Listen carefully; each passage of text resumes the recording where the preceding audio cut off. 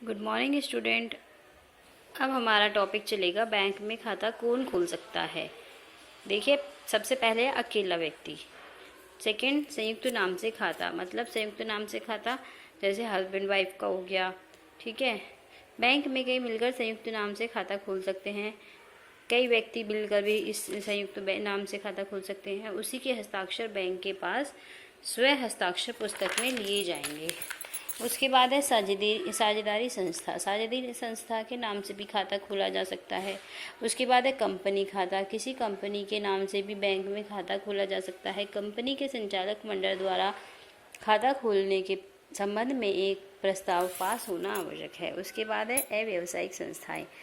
अव्यावसायिक संस्थाएं कैसी हो गई, जैसे नगर पालिका हो गई, जिला मंडली, शिक्षण संस्थाएं, मनोरंजन क्लब, धार्मिक संस्थाएं, सहकारी संस्थाएं, अनाथालय, पुस्तकालय आदि के नाम से भी खाता खोला जा सकता है।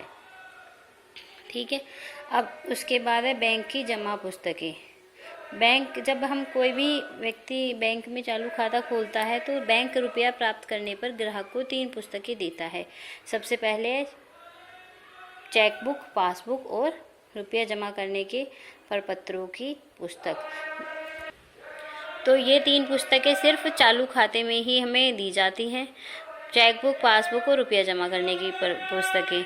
अब देखो, बैंक की जमा संबंधी पुस्तकें, ये चेक का नमूना दे रखा है, इंपॉर्टेंट है क्लास, इसे ज़रूर कर लेना अच्छे से। उसके बाद है पासबुक का नमूना। पासबुक का नमूना भी इम्पॉर्टेंट है, इसे भी आप अच्छे से कर लेना। चालू खाता खोलने के लाभ। अब क्या लाभ होते हैं चालू खाता खोलने के? सबसे पहले लेन देन की सुविधा, धन हस्तांतरण की सुविधा, बिल, चेक, हुंडी आदि का रुपया वसूल करना, बिलों को भुनाना, अधिविकर्ष पर ऋण लेना, आर्थिक सलाह देना और अन्य सुविधाएं। अब देखिए, फिक्स डिपॉजिट अकाउंट्स। नंबर 2 है सावधि निक्षेप खाता। यह खाता उन व्यक्तियों की सुविधा के लिए है जो आवश्यकता से अधिक धनराशि को किसी अन्य कार्य में लगाकर लाभ कमाने की सामर्थ्य और क्षमता नहीं रखते।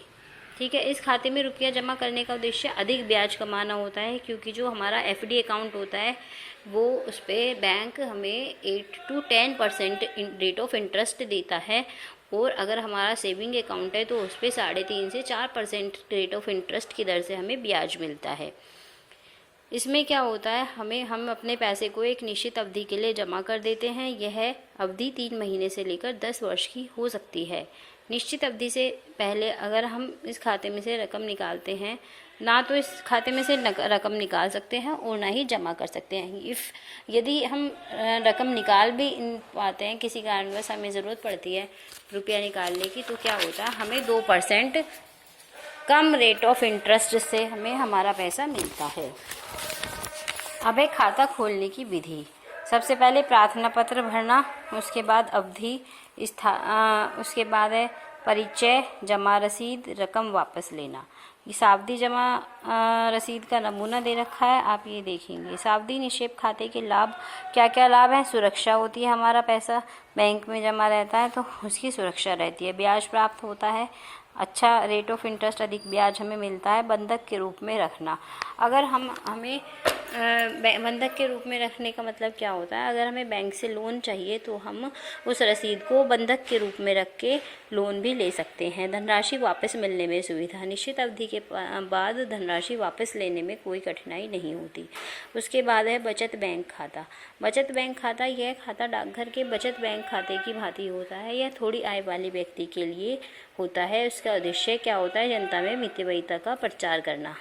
बचत खाता खोलने के ढंग है घोषणा पत्र, सेकंड है परिचय, थर्ड नमूने के हस्ताक्षर, न्यूनतम जमा और रुपया निकालना। देखिए, इसमें जो बैंक में खाता खोले जाने वाले विभिन्न खातों में अंतर है, आप इन अंतर को चालू खाता, बचत खाता और सावधि जमा खाता, इन तीनों अंतरों में आप लिखेंगे कॉपी में। उसके बाद पासबुक, ब्याज की दर और चेकबुक।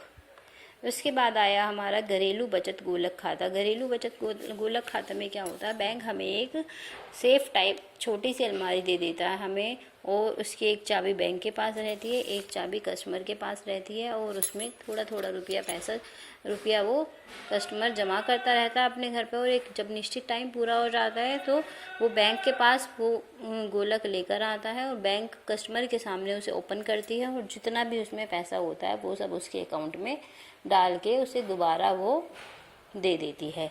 ठीक है। आवर्ती जमा खाता, आवर्ती जमा खाते में भी क्या होता है, प्रति माह एक निश्चित राशि जमा की जाती है। हर महीने हम एक ये भी फिक्स डिपॉजिट की तरह होता है, लेकिन क्या होता है, फिक्स डिपॉजिट में तो हम एक बार रुपया जमा करते हैं और 5 साल के लिए या 4 साल के लिए फिक्स कर देते हैं उसे। लेकिन जो आवर्ती जमा खाता होता है उसमें हर महीने रुपया डालते हैं, और एक निश्चित जब अवधि हो जाती है 5 साल या 5 साल से अधिक, तो इस खाते में दी गई धनराशि क्या हमें ब्याज सहित मिल जाती है। ठीक है। अब थर्ड स्रोत क्या है, लोन। जमा धन के अतिरिक्त बैंक प्रत्यक्ष रूप से ऋण भी ले सकता है। ऐसे ऋण साधारण व्यक्तियों से नहीं वरन अन्य बैंकों व केंद्रीय बैंक से लिए जाते हैं। ऐसे ऋण केवल असाधारण परिस्थिति में ही लिए जाते हैं। संकट काल समाप्त होने पर इन ऋणों का भुगतान कर दिया जाता है। उसके बाद है साख का निर्माण, क्रिएशन ऑफ क्रेडिट। कैसे होता है, सबसे पहले नोट निर्गमन द्वारा। कौन करता है नोट निर्गमन, केंद्रीय बैंक। केंद्रीय बैंक नोटों को निर्गमित करके साख का निर्माण करता है। प्राचीन काल में प्रत्येक बैंक को नोट निर्गमित करने का अधिकार था, परंतु आजकल लगभग सभी देशों में यह कार्य कौन करता है, केंद्रीय बैंक। उसके बाद है नकद जमा और साख जमा द्वारा। मैंने आपको कल भी बताया था नकद जमा और साख जमा क्या होती है। बैंक द्वारा साख निर्माण की दूसरी विधि ऋणों को देना और उनके लिए निक्षेपों का उत्पादन करना है। शेयर्स के अनुसार बैंक केवल एक द्रव्य जुटाने वाली संस्था ही नहीं, द्रव्य पैसे को कहते हैं, बल्कि यह द्रव्य की निर्माता भी है, बल्कि यह पैसा बनाता भी है। प्रत्येक बैंक नकद जमा के रूप में कुछ न कुछ धनराशि प्राप्त करता है। वह इस जमा का निश्चित प्रतिशत नकद कोष में रखकर जो बाकी धन होता है वो ऋणों के रूप में दे देता है। बैंक द्वारा उधार दी गई मुद्रा ग्राहकों को तुरंत नहीं दी जाती, वरन यह धनराशि उनके खाते में जमा कर दी जाती है, जिसे क्या कहते हैं, हम साख जमा कहते हैं। बैंक अपने इन ऋणियों को इस धन का चेक द्वारा अथवा अन्य प्रकार के साख पत्रों द्वारा निकालने की सुविधा प्रदान करता है।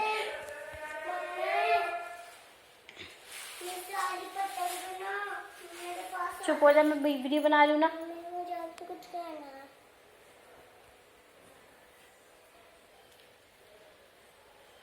और क्या होता है, जिसे इस प्रकार बैंक जितना अधिक ऋण देता है उतना अधिक मात्रा में उसके पास साख जमा प्राप्त हो जाती है, और बैंक के पास जितनी अधिक जमा होती है वह उतना अधिक ऋण दे देती है। अतः कीन्स ने क्या कहा है, loans create deposit and deposit create loan, की जो या फिर loans are the children of deposit, जो लोन है वो जमा पूंजियों के बच्चे हैं। ठीक है। ये उसके बाद उदाहरण दे रखा है एक। नेक्स्ट है प्रतिभूतियों का क्रय। ये सब साख का निर्माण के पॉइंट्स हैं, प्रतिभूतियों का क्रय, अधिविकर्ष की सुविधाएं आदि। तो आज का टॉपिक यहीं ख़त्म हुआ है बच्चों। Thank you.